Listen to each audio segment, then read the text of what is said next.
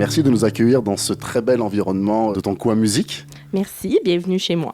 Élise Van Dee, personne très importante de la scène indépendante musicale à Montréal, mélomane, qui a fait des études en musique. On va parler aussi des productions La Loba, les soirées lunes qui sont très importantes dans ta vie. Il y a eu un premier band hybride entre le punk et le hip-hop qui s'appelait New Apple Test. On a un style hybride qui était vraiment pas du tout à la mode ou connu. Puis faire des styles hybrides en 2009, c'était pas tant ça. Là. Tu faisais du indie, tu faisais du rock, il y avait moins d'hybridité. En tout cas, au Québec, là. Ouais, puis il n'y avait pas vraiment vrai. non plus, tu sais, mettons, personnellement, tant de bands avec des instruments à vent, du sax, de la flûte. C'était pas du tout ça.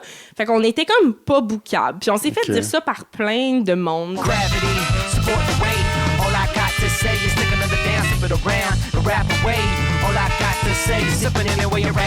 Apple Taste in the place to be.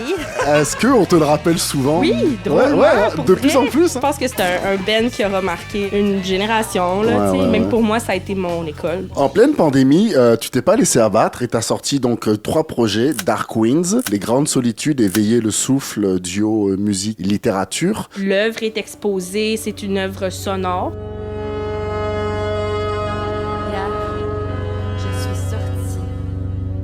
Chercher l'essentiel, chercher l'air pour dire oui.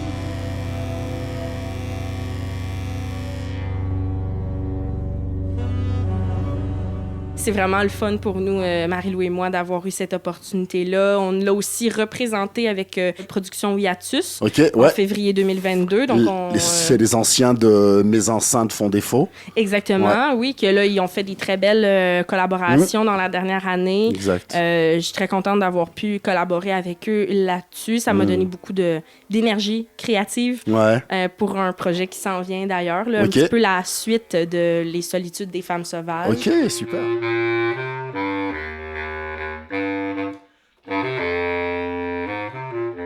Tu aimes jouer dans des endroits plus DIY. Qu'est-ce que ça t'amène et qu'est-ce que ça te procure de te produire dans des endroits comme des apparts? Ça fait en sorte que l'art, on la décloisonne. Puis moi, j'aime bien, comme mettons, avec les productions de La Loba, j'aime bien appliquer le pay what you can. Tu payes ce que tu peux, entre guillemets, puis où personne ne sera refusé pour manque de fonds, par exemple. Puis je trouve que ça crée aussi des nouveaux contacts, des gens que tu n'aurais pas rencontrés, mais je me suis rendu compte que j'allais plus dans des lieux DIY tant que ça, mais c'est parce qu'ils se sont fait shutdown. Divan Orange, Inspecteur Épin, Divan Orange. le Saint-Cyboire, c'était tellement bien. les Bobards, les Catacombes, puis ça, on parle juste des 5 dernières années. Il y a l'Escalier aussi. L'Escalier, c'est vrai. Moi, j'ai joué une New Apple Taste, justement, on parlait de New Apple Taste tantôt, back in the days, les manifestations étudiantes qui rageaient.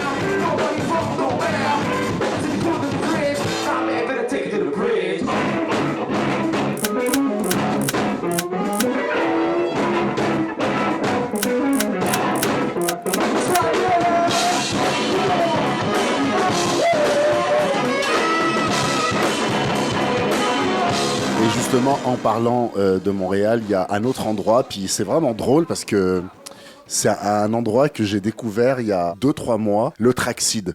Ouais, le Trackside.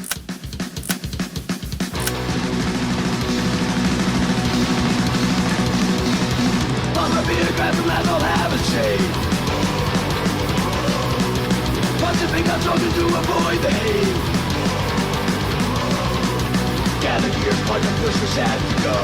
Camera and dodging like a massive drone. And I'm the drunken pumpkin onslaught. J'ai l'intention d'essayer d'en booker un dans la prochaine année, un show Trackside. Je connais Jennifer Bobette, qui est comme une des bookers ou la booker principale en ce moment, clairement, du Trackside. Vraiment quelqu'un avec, je trouve qu'avec des valeurs fortes. Elle aussi, clairement, qu'elle a une mission qui est très... Garder ça en vie, là, mais combien de temps ça va durer, tu vois? Exactement.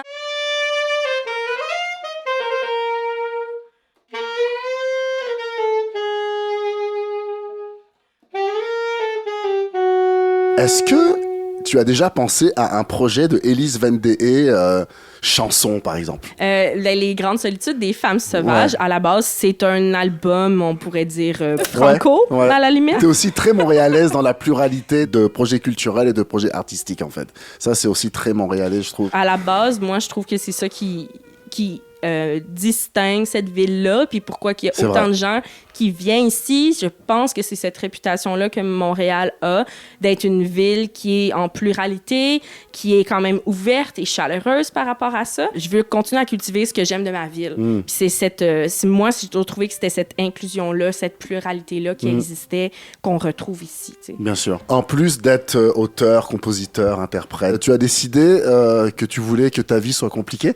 Ah, Et donc, il y a toutes ces casquettes de production de spectacles, de gérance, de relations de presse. Depuis que je fais de la musique dans des bands, donc on va dire depuis 2009. Il y avait encore pas mal de salles de spectacle qu'on a nommées qui étaient vivantes. Exactement, bien sûr. Kenny Apontais, on a été capable de jouer à beaucoup de ces endroits-là. Puis à un moment donné, on a eu un gérant. Puis ce que j'ai compris d'un rôle d'un gérant, c'est quelqu'un qui est là pour appuyer, aller défendre les artistes, mais aussi créer des équipes.